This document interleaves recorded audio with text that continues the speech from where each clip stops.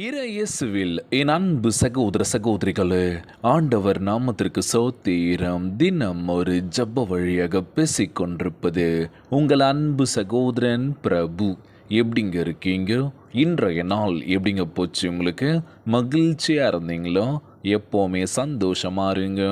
ஆமீன். அன்பு சகோதர சகோதரிகளே, அவர் தமக்கு பயந்தவர்களுடைய விருப்பத்தின்படி செய்து அவர்கள் கூப்பிடுதலை கேட்டு அவர்களை ரட்சிக்கின்றார்.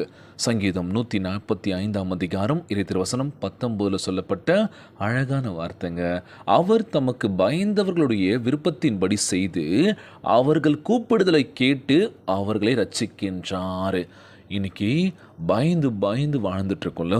எதுக்கு பயப்படணும்? நம்ம ஆண்டவராகிய இயேசு கிறிஸ்து பயத்திலிருந்து ஒரு விடுதலையான வாழ்க்கையை கொடுக்க போகின்றார். மகளே மகனே கலங்காது, நான் இருக்கேன். நம் பிசாசையும் இச்சையையும் பாவத்தையும் நம்முடைய இருதயத்திலிருந்து தள்ளி நம்மை பரிசுத்தமாக காத்து கொண்டு இயேசுவே நம்முடைய இருதயத்தில் வைத்திருக்கும் பொழுது அவர் தம் மன விருப்பத்தின்படி ஒவ்வொரு காரியத்தையும் நமக்காக செய்து முடிப்பார். இன்றைக்கி ஏகப்பட்ட விஷயங்கள் ஓடிட்டுருக்கல. பிசாசின் பிடியில் இருக்கும். நம்ம இச்சைகளையும் சரி பாவத்தையும் சரி நம்முடைய இதயத்துலேருந்து தள்ளி வச்சுட்டோன்னு வச்சுக்கோங்களேன், எந்த பிரச்சனையும் இல்லைங்க. ஆனால் இதயத்துக்குள்ளே நம்ம போட்டு வச்சுட்ருக்கோம் பார்த்தீங்களா? இந்த மாதிரியான விஷயங்களும் நம்மளை மாற்றணும் அப்படின்னு சொல்லி வெளிலேருந்து யாராலும் நம்மளை மாற்ற முடியாது. எவ்வளோ பேர் நமக்கு அட்வைஸ் பண்ணிடலாம், இப்படி இருப்பா அப்படி இருக்குப்பா இதெல்லாம் மாற்றிக்கோன்னு சொல்லலாம். ஆனால் நம்ம என்ன பண்ணுவோம்? அப்படியே தான் பண்ணிகிட்ருப்போம். ஸோ இன்றைய நாள் உங்கள் இருதயம் தூய்மை இல்லை அப்படின்னா ஒன்றும் பண்ண முடியாதுல்ல. நீங்கள் மனம் மாறுதல் அடையணும்ல. நான் இந்த விஷயத்துலேருந்து விடுதலையான ஒரு வாழ்க்கை வாழணும் அப்படின்னா நம்மை பரிசுத்தமாய் காத்து கொண்டு நம் ஆண்டவராகிய இயேசு கிறிஸ்து அவர் நம்ம இதயத்தில் வைக்கின்ற பொழுது அவர் நம் மன விருப்பத்தின்படி ஒவ்வொரு காரியத்தையும் நமக்காக செய்து முடிப்பார். நீ கலங்காத, நான் பார்த்துக்கிறேன். உன்னுக்குள்ளே இருக்க விஷயத்தை நான் எடுத்து போடுறேன். ஆனால் நம்ம அதுலேருந்து வெளியில் வருவோமா?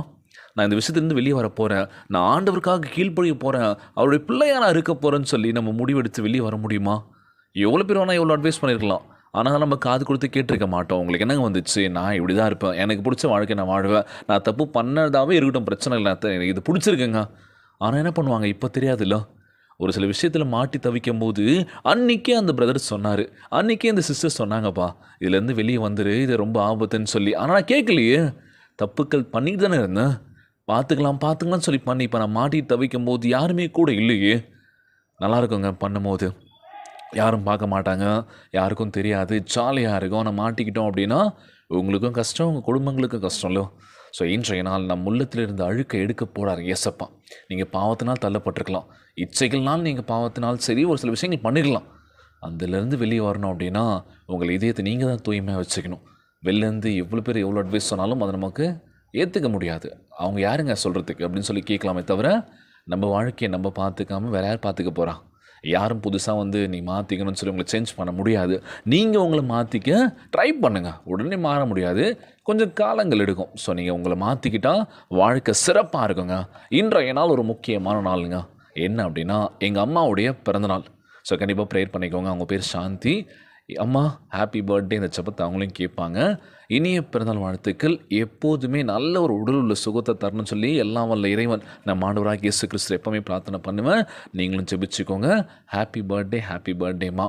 அது மட்டும் இல்லாமல் எல்லாருமே நல்லா இருக்கணும், எல்லாருக்குமே எல்லாம் கிடைக்கணும்னு சொல்லி ஜெபியுங்கள். இதுதான் முதலாவது. எனக்கு இந்த சொத்து சுகம் வேணும், எனக்கு காசு பணம் வேணும், எல்லாமே வேணும்னு சொல்லி நம்ம என்ன பண்ணக்கூடாது? அதை கேட்காதீங்க. இன்றைய நாளில் நோய் நொடி இல்லாமல் யார் இருக்காங்கன்னு சொல்லி பாருங்களேன். அவங்க தான் முதலாவது கோடீஸ்வரங்க. ஆனால் இன்றைக்கி ஏகப்பட்ட வியாதிகள், ஊர்பட்ட நோய் நொடியெல்லாம் நம்ம அவஸ்தைப்பட்டுருக்கோம்ல. எல்லாமே இருக்குது, ஆனால் அனுபவிக்க முடியலன்னு சொல்லி புலம்பி தவிப்பாங்க. எதுவுமே இல்லைன்னு சொல்லி வருத்தப்படுறவங்க எத்தனையோ பேர் இருக்கலாம். ஆனால் இருக்கிறத வச்சு வாழ்கிறாங்க பார்த்தீங்களா, அவங்க சந்தோஷமாக இருப்பாங்க வாழ்க்கையில். ஆண்டவரே நீங்கள் கொடுத்த இந்த வாழ்க்கை எனக்கு ரொம்ப சந்தோஷத்தை கொடுக்குது, மேலும் எனக்கு ரெட்டிப்பான ஆசீர்வாதத்தை கொடுப்பீங்க, இதோட ஒரு சூப்பரான வாழ்க்கை கொடுப்பீங்கன்னு தெரியும்னு சொல்லி வாழ்ந்துட்டுருக்காங்க பார்த்தீங்களா. நிச்சயமாக அவங்க வாழ்க்கை சிறப்பாக இருக்குங்க. ஏன்னா வாழ்க்கை மாறும், இப்படி இருக்க போகிறதில்ல. உங்களை நீங்கள் மாற்றிக்காத போது எதுவும் பண்ண முடியாது. மாற்றிக்கிட்டீங்க அப்படின்னா வாழ்க்கை சிறப்பாக இருக்கும் அப்படின்னு சொல்லி இன்றைய நாள் ஜெபம். உலகில் வாழ்கின்ற எல்லாருக்கும் நம்ம ஜெபிக்க போகிறோம். பயபக்தியோடு நம்ம ஏசப்பா கிட்ட கேட்க போகிறோம். ஆண்டவரே எங்கள் வாழ்க்கை நிலைமையை மாற்றுங்கப்பா, உம்மால் கூடாத காரியம் ஒன்றும் இல்லை ஆண்டவரே, எல்லாமே கூடும் சொல்லி இன்றைய நாள் ஜெபம். உலகில் வாழ்கின்ற எல்லாருக்கும் நம்ம ஜெபிக்க போகிறோம். ஜெபத்திற்குள்ளாக பயணிப்போமா? எங்களை மிகவும் அதிகமாய் நேசிக்கின்ற அன்புள்ள ஆண்டவராகிய இயேசுவே, இன்றைய நாள் வாக்குறுதி வசனத்திற்காக நன்றி ராஜா. ஆண்டவரே, எங்களுடைய ஆவியை உம்மோடு இணைத்தருளும்பா. நாங்கள் பயபக்தியோடு உலக இச்சையையும் உலக பயங்களையும் திகிலையும் தள்ளிவிட்டு உம்மையே பற்றி கொண்டிருக்கும்படி கிருபை செய்யுங்க ஏசப்பா. நாங்கள் உம்மை உண்மையாய் தேடி உம்மையே பின்பற்ற எங்களுக்கு கிருபை தாங்கப்பா. உம்முடைய ஆவியினாலும் வல்லமையினாலும் எங்கள் நிரப்புவீராக. நீர் என் மனது விருப்பத்தின்படி எங்கள் வாழ்க்கையின் சகல ஆசீர்வாதங்களை தந்து உயர்ந்த ஸ்தலத்தில் வைக்கப் போவதற்காக நன்றி செலுத்துகிறேன் ஏசப்பா. உமக்கு கீழ்ப்படியும் பிள்ளைகளாக மாற்றுங்க ராஜா. பாவத்தினாலும் இச்சையினாலும் தள்ளப்பட்டிருக்கின்ற எங்கள் வாழ்க்கையை முற்றிலுமாக மாற்றுவீர் என நம்புகிறேன் ஆண்டவரே. இந்த ஜபத்தை கேட்டுக்கொண்டிருக்கின்ற என் அன்பு சகோதர சகோதரிகள், என் அன்பான உறவுகள் எல்லோரையும் பார்த்துக்கோங்கப்பா. யாருக்கும் எந்த கஷ்டங்கள் துன்பங்களை கொடுத்துடாதீங்க ராஜா. இன்றைய தினம் எங்கள் அம்மாவுக்கு பிறந்தநாள். எப்பொழுதும் உடல் சுகத்தோடு பலத்தோடு இருக்க வேண்டும் என்று கேட்குறேன் ஆண்டவர். எங்கள் அம்மா பத்திரமா பார்த்துக்கோங்கப்பா. உலகில் வாழ்கின்ற எல்லாருக்காகவும் ஜெபிக்கிறேன்ப்பா. யாரையும் கைவிற்றாதீங்க ஆண்டவரே. நோய் நொடியினால் அவதிப்பட்டு கொண்டிருக்கின்ற ஒவ்வொரு சகோதர சகோதரிகளை உமது கரங்களால் தொட்டு நோயில் அகற்றி போடுவீராக. உம்மால் கூடாத காரியம் ஒன்றும் இல்லை ஆண்டவரே. எல்லாம் கூடும் என நம்புகிறேன் ஏசப்பா. ஒவ்வொரு குழந்தை செல்வங்களை ஆசீர்வதிங்க. உடல் தெம்பும் வலிமையை தர வேண்டும் என்று கேட்குறேன்ப்பா. கணவன் மனைவிக்குள்ள ஒற்றுமையை கொடுங்க, சமாதானத்தை கொடுங்கன்னு சொல்லி கேட்குறேன்ப்பா. எல்லோரும் நல்லா இருக்கணும் ஆண்டவரே. இன்றைய நாள் ஜெபம் இயேசுவின் விலையேற பெற்ற நாமத்தினாலே ஜெபிக்கின்றேன் நல்ல பிதாவே, ஆமேன் ஆமேன். இயேசுவுக்கே புகழ், இயேசுவுக்கே நன்றி. மரியே வாழ்க. God bless you all.